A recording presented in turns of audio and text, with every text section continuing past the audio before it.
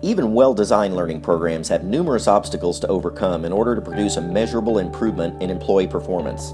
Many of these obstacles are environmental, given the nature of work today. Too little focused time for learning. Too many competing priorities. The rapid pace of change in business that can often make training out of date or irrelevant by the time it's made available. We have little power to change the work environment, so let's focus on how to structure learning in order to maximize its performance impact, and then how to activate or engage the employee's focus so the learning sticks. Most knowledge-based learning programs begin and end with building and anchoring knowledge. A set of information such as details of a new financial product or regulation, followed by an assessment. To change performance, 2 additional stages must be included in the learning. To be effective, employees need more than just to know the information. Once their new knowledge is built, they must learn how to cognitively process and assimilate the knowledge in order to work with colleagues or clients, make decisions, form solutions, and solve problems. And finally, actually applying the knowledge in relevant and realistic scenarios. This is the endpoint that most impacts employee performance. It creates the mental context each learner needs to incorporate the knowledge into new behaviors and builds confidence to do so on the job. Learning at this stage blends the employee's relevant experience and the new knowledge to change behavior. It's what we refer to as an instructional blueprint. So how can learning programs be created to successfully guide employees through each stage and in the shortest possible time to keep up with the speed of today's business? Doing what we've always done no longer works reliably. Let's look at an increasingly successful differentiation strategy: learning games. To some, the word game is a red flag word when it comes to training. The occasional reaction goes like this: games? You want to train my people using games? That's ridiculous. Our employees are not in training to have fun. They're in training so they can learn to do their job better, not to play games.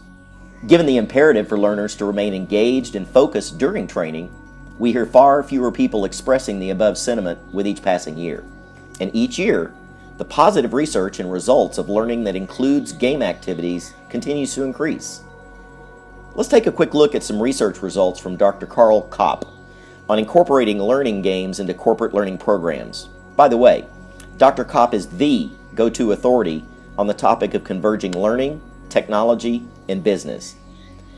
Dr. Kopp's extensive research found that learning games are actually more effective than traditional instruction when multiple sessions are involved. Learning games produce higher retention than traditional instruction. In fact, 11% higher in declarative knowledge and 14% higher in procedural knowledge. Simulations and learning games build more confidence for on-the-job applications of learned knowledge than classroom instruction.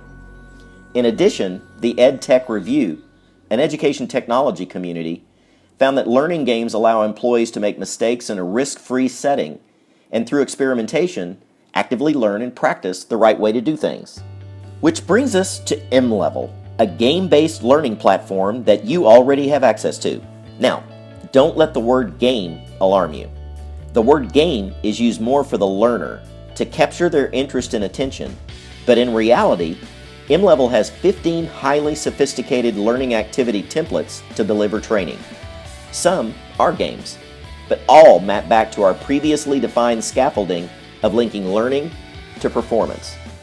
Here's how some of mLevel's learning activities map across the performance-based learning model. The current suite of game activities include both timed and untimed activities. In the timed activities, the learning program developer can set the pace. Adding a time element increases focus as well as the challenge level. Knowledge building activities that support both true-false and various multiple-choice question types. Multi-level activities that increase in difficulty or challenge at each level. A game activity that leverages grouping related entities to increase the ability to cognitively process the new knowledge. Adaptive learning, to adjust the assessment during the activity to those areas the learner has not yet mastered.